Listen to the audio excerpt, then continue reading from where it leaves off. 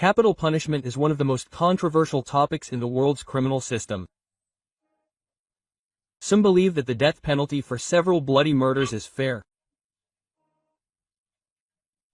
And someone thinks that this is too much, and we should not be like these monsters, and during the execution of the sentence, they organize an impromptu vigil with a candle. Oscar Smith was born in 1949 in Agaya. He became one of 7 children of his parents. The whole close-knit family lived in Robertson County, Tennessee, USA, which was located about 50 kilometers from Nashville. Here, at an older age, Oscar got a job at an equipment maintenance company. He met Judith Roberts when she was working as a waitress in a cafe located nearby. She had 2 sons from a previous marriage. By this time, Oscar also had teenage children, a son and a daughter from his first wife. In 1985, the couple got married. About a year after these events, they had 2 more boys, twins. Only 4 years had passed when problems in the marriage began. At the same time, Judith often talked to her family about what was happening. She complained that she feared for her life. Against this background, the woman initiated the separation. And all this caused great discontent in her husband. On the day when Judith told Oscar that she was leaving him, another heated argument occurred. She even turned to her sister Teresa, who helped her and the children leave home. Oscar was behaving inappropriately at this time.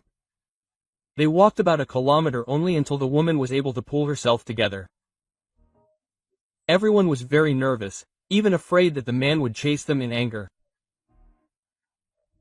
According to Judith, that evening her husband behaved so aggressively that he broke the pencil case and even bit her older children, and then put a gun to the head of one of the sons. In this way, he tried to force everyone to stay in the house and insisted that if his wife tried to leave, the child would die. When Teresa spoke to the police, she said that after this incident there were even more unpleasant events. Thus, in August 1989, Judith was forced to return to her husband's house. She decided to collect the remaining things and clothes for the children. Teresa wanted to accompany her from the very beginning, but it was necessary to wait until the end of the working day, and her sister refused. She believed that her husband had already calmed down and everything would go smoothly.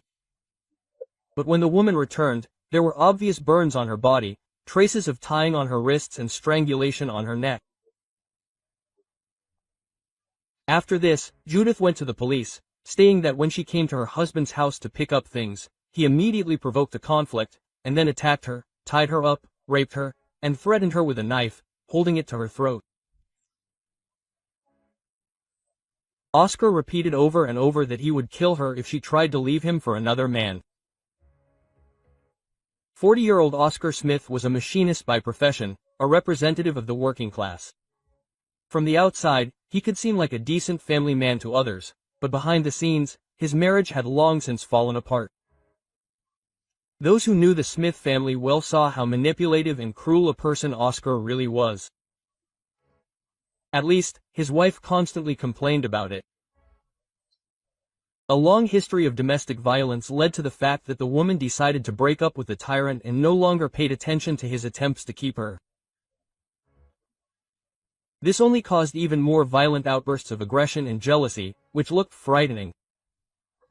During this period, Oscar threatened his wife many times. Many of his close circle knew this. Every time he remembered her in the presence of friends and acquaintances, his eyes lit up with anger. All this was only aggravated by the numerous financial problems that fell on the man at that time. Sviduskar looked like a reserved and decent person, but behind this apparent calm, a real storm was boiling.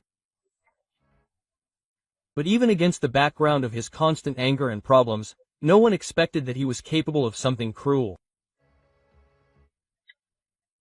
At 11:20 p.m. on October 1, 1989, an alarming call was made to the Nashville Rescue Service. 13-year-old Jason Burnett shouted a phrase in a 12-second recording that his family needed help. The dispatcher managed to hear screams in the background. Someone asked to stop. Probably, it was the second boy. He gave the address. After that, the connection was cut off. The police were sent to a house located in one of the Woodbine neighborhoods in Nashville. Oscar's ex-wife lived here. 35-year-old Judith and her children, including two school-age sons from a previous marriage, 13-year-old Jason Burnett and 16-year-old Chat Burnett. That day, the Smiths' common children were spending time with relatives. When the police knocked on the door, no one answered. After examining the house from the outside and shining a light into the windows, they noticed something alarming. Inside, there were signs of a struggle and disorder. Therefore, law enforcement officers decided to break down the door and see what was going on. Here they found a bloody picture. Judith showed no signs of life. She received a gunshot wound to the neck, as well as several more stab wounds, also localized in the upper part of the body. Her son Chat was shot in the head. He had a bullet in the shoulder. The younger Jason died from a blow to the chest with an instrument similar to a pick. Judging by the scale of cruelty, the attack was personal in nature. The criminal must have known his victims and hated them. That is why he came here only to kill, leaving his victims no chance to survive. The forensic examination revealed the full scale of the cruelty. In addition to the injuries received, both boys had their throats slit from ear to ear. Their mother was found on an unmade bed. The woman was dressed in blue jeans and a shirt, was wounded in the left arm and neck. A shot from a pistol fired from a distance of no more than 2 meters turned out to be fatal for her. The bullet severed the spinal cord, causing instant paralysis, loss of consciousness and rapid death. Jason Burnett, an 8th grader at the middle school, was found disemboweled. He was lying on his side at the foot of the bed where his mother was found. He had been stabbed several times in the chest and abdomen. Due to the injuries he received, he bled out within minutes. Chat Burnett, in addition to the blow with the tool, also received several gunshot wounds. An unknown person shot him in the left eye, shoulder, upper chest. In addition, he also received multiple stab wounds. The telephone in the house was torn out of the walls along with the wires, thrown to the floor and, apparently, trampled.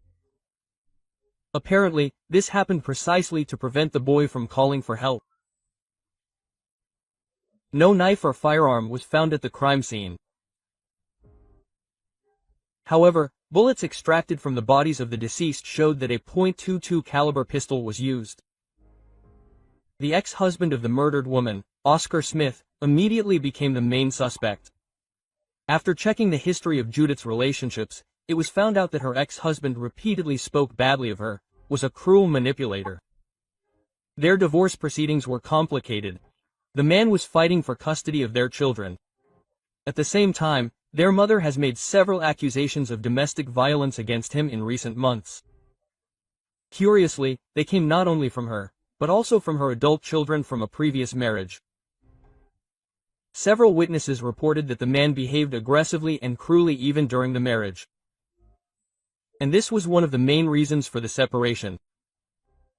He was jealous of his wife to everyone, provoked conflicts that became more and more dangerous with each passing year. Ultimately, he began to influence his wife physically. During the inspection of the triple murder scene, law enforcement officers found scattered things, overturned furniture, but it did not look like a robbery. The door was not broken down, nothing was stolen, but the degree of cruelty was extreme. Most likely, the criminal scattered the objects during the struggle, or clumsily staged a robbery to confuse the investigation. During their work, forensic experts did not find much evidence. All the crime weapons on which the killer's fingerprints should have remained were taken from the house. However, they found a palm print on the sheet of Judith's bed. Initially, it was assumed that it was partial, but a more thorough analysis showed that the criminal was missing 2 fingers on his hand. This was a very valuable indication. Another important point was the call made to 911. It was carefully listened to, using special equipment to hear the slightest sounds. The caller did not have time to provide comprehensive information to the dispatcher, but just before disconnecting, he shouted words similar to Frank. Law enforcement officers decided to use this data, considering it a suicide note indicating the perpetrator. All this added to the list of incriminating evidence, since Oscar's middle name was Franklin, short for Frank. They talked to the man, but he denied involvement in the crimes. The most important thing was that during their conversation with him, detectives noticed a hand that was indeed missing 2 fingers. According to Oscar, he lost them while working at a plant several years ago, but such a coincidence seemed too unlikely. The police continued to talk to Judith's friends and family, and many considered him the only possible killer, Oscar. People described in detail the difficult divorce process and financial problems. The man had recently had problems with his job, so he did not want to pay alimony. Against this background, his wife planned to demand in court that he be forced to do so. Some of the most incriminating testimony was given by Oscar's colleagues at work. Several people at once said that they heard him very unhappy and threatening his ex-wife and even children. He repeatedly said the phrase, "If she is not mine, she will belong to no one." Oscar even looked for a killer among his colleagues who could kill his wife and her children from a previous marriage for $20,000. At the same time, he implied that their common children should not suffer. But none of his colleagues agreed.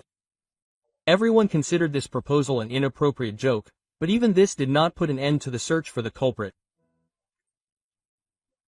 It is interesting that when Oscar learned of his wife's desire to divorce, he took out insurance policies on Judy and her 2 sons for a total of about $100,000, becoming their sole beneficiary. He even tried to collect money from these documents after the triple murder. The investigation progressed quickly. In a few days, detectives collected a huge amount of information. Everything pointed to the fact that the crime was a classic case of domestic violence that went too far and turned into a triple murder. Against this background, by the end of October 1989, an arrest warrant was requested against 40-year-old Oscar Smith. He was accused of 3 counts of first-degree murder. It is interesting that all this caused a mixed reaction in the local community. Some were stunned and did not believe that such a decent and hardworking person like Oscar could commit such a cruel reprisal. Others believed that he deserved the harshest punishment, as they heard that he had been abusing his wife and children for many years. Judith's family had a hard time coping with this loss. After talking to the police and journalists, they all said that they believed Oscar was guilty and were glad that the criminal would get what he deserved. They did not doubt for a minute that it was he who committed the bloody massacre. One of Oscar's neighbors said that the man had a very hot temper and behaved inappropriately when angry. It seemed that he could hardly control himself. However, not only close relatives but also Judith's friends had an unshakable belief in his guilt, who told how she constantly complained about him in the last years of their marriage. Judging by these stories, the woman seriously feared for her life during the divorce proceedings. Insisted that all this was done on purpose to discredit his name and deprive him of any privileges in the custody battle. On October 2, 1989, detectives visited the main suspect to ask a few questions about his ex-wife and sons. Investigators immediately noticed that he was talking about them in the past tense. Oscar had cuts on his arms, elbows, and shoulder blades. He attributed the cuts to a dog attack. The man showed absolutely no emotion when he was told the terrible fate that befell his ex-wife and her children from a previous marriage. As they gathered more information at the crime scene, the police were able to obtain a warrant to search the man's home. In the process, they confiscated several firearms and knives. The prosecutor's office decided that they had enough evidence. The likely killer was arrested on November 26, 1989. When they arrived to detain him, the man was at work. He behaved calmly and collected, refused to admit guilt in the triple murder, and also refused to cooperate with law enforcement. In principle, judging by the information collected by the police, from June to August 1989, he threatened to kill his wife at least 12 times. This was reported by his colleagues, Judith's close friends and acquaintances. According to his co-workers, Oscar threatened to kill the woman's children from a previous marriage, Chad and Jason, because he believed that the deceased treated them better than his biological children. At the trial, the jury was told that Oscar and his ex-wife began to establish contact. The lawyer found out that this began after the divorce, shortly before the triple murder. It became known that he and his ex-wife spent almost the entire day together, and that the attack occurred in the evening. They even went to lunch together at a restaurant that day, but there were no signs of aggression. Judith did not even tell anyone about these events. In response to this fact, the sister of the deceased could not give any comments. Teresa had no idea what could have caused the improvement in the relationship between the former spouses. Apparently, Oscar even offered to look after her children, since he was supposed to have a day off the next day. The defense tactics were based on all this. The government's attorney claimed that the man had, in fact, made a mistake. Only later did he remember that he had to go to work in Moorhead, Kentucky the next day. Oscar had left for the town before the massacre. Immediately after meeting Judith, family members, including his birth mother, testified that he was with them during the crime. However, the prosecution had an important witness who could refute this. A neighbor who lived several houses away from the Smith family home had noticed the man's familiar car between 10:30 and 11 p.m. Even though the defendant was supposed to be in Kentucky at that time, his pickup truck was there. The defendant was missing 2 fingers, but the print itself was smudged, so it was impossible to accurately determine the pattern. The man tried to justify this fact, stating that he had no idea how his bloody right handprint could have ended up on the sheet next to the bodies of the victims.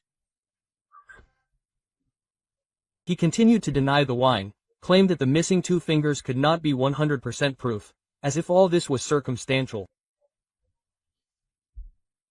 Even he knew a black man from the north who was missing exactly the same fingers on the same hand. The lawyer insisted that in addition to the print similar to Oscar's hand, several others were found in the house, including the defendant and another person. It was proven that the criminal attacked Judith and the children using gloves. One of them fell during the struggle with the eldest son. It was found near the blood-spattered wall in Jason's room. However, there was plenty of circumstantial evidence even without a print. A tool similar to the one used to kill one of the children, according to witnesses, was repeatedly used by Oscar. In addition, the same .22 caliber pistol was registered to him. An empty holster for just such a weapon was found in his house, but the pistol itself was missing. They couldn't even find a folding knife, which, according to numerous witnesses, the man always carried on his belt. Presumably, it was used to commit all 3 murders. A psychiatrist testified for the defense and conducted an examination. According to his conclusion, the defendant had serious problems. He suffered from paranoid personality disorder. The expert believed that this was due to the mental problems of his father, who was diagnosed with schizophrenia back in the 1940s. However, the investigation showed that Oscar was sane and was aware of what was happening, so he was not given any restrictions. The insanity defense tactic did not work. During the trial, which began in 1990, the jury heard many things, including a phone call to the dispatch service. In addition to the palm print, life insurance policies were strong evidence, which became an additional motive for the murder. After hearing everything, it took the jury only a few hours to return a guilty verdict on all counts of first-degree murder. For each of them, Oscar was sentenced to death. After the trial, he was transferred to Riverbend, a maximum security facility. Here he remained until the very moment of execution. As is usually the case with capital punishment, the lawyer filed numerous appeals. After the trial, the criminal refused the defense provided by the state. A new one came into play. Among the reasons cited by the killer's defense were ineffective defense, misconduct of jury members when passing the sentence, errors made by investigators. When new DNA testing methods emerged in the 2000s, they also tried to achieve a review. Since the onset of the coronavirus pandemic, the execution has been postponed twice. In 2020, Oscar was one of 47 people in the state awaiting execution, and one of 6 people sentenced to it in Tennessee in the year of the trial. Other bureaucratic issues arose. For example, under state law, a prisoner sentenced to death for a crime committed before the age of 9 could choose between the electric chair and lethal injection. However, shortly before his death, the convict said he did not want to choose the method. The default was to carry out the sentence by injection. After that, Oscar continued to fight for his life. He became one of dozens of death row inmates who joined the lawsuit. All of them claimed that the injection used was state-sanctioned torture, as if the drug created the sensation of drowning and burning alive. In 2022, Oscar was taken to death. However, just 1 hour before the execution, the state governor issued an order to temporarily stay the execution. This was due to the need to reevaluate the effects of the drug chosen for the lethal injection. The lawsuit was satisfied.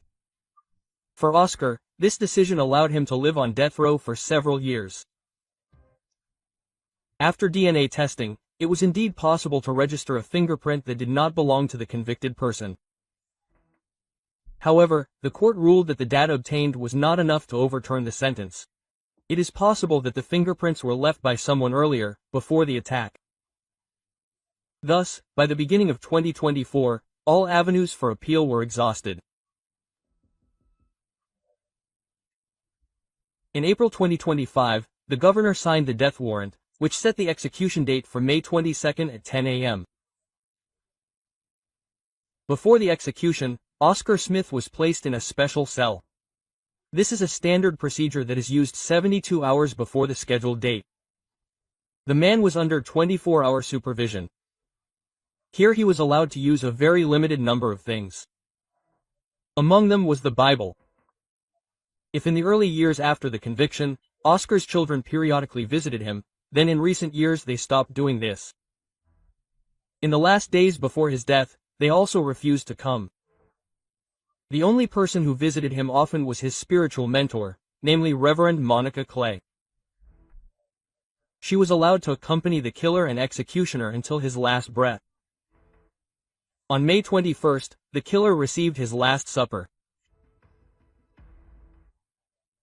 The next day, May 22, 2025, at 10 a.m., Oscar was escorted to the execution chamber. While correctional officers prepared everything for the lethal injection, Reverend Monica Clay read the Holy Scriptures.